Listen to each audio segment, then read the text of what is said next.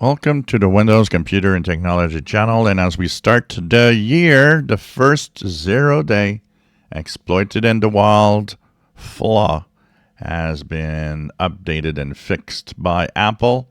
So it is a thing that affects the core, basically playback or multimedia playback if you want.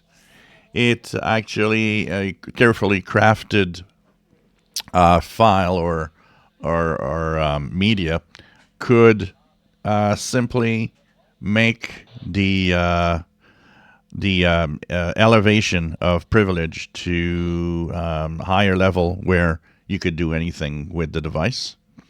So it affects iPhone XS and later, iPad Pro 13-inch, iPad Pro 12.9-inch third generation and later, iPad Pro 11-inch third generation and later, iPad Air third generation and later, iPad 7th generation and later, and iPad Mini 5th generation and later, macOS Sequoia, Apple Watch Series 6 and later, Apple TV HD, and Apple TV 4K all models.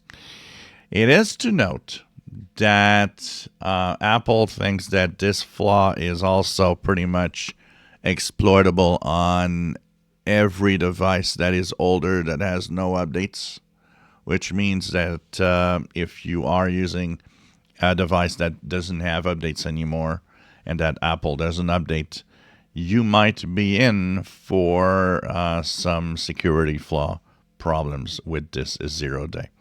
So it's already exploited in the wild. Apparently, there are out there threat actors that are already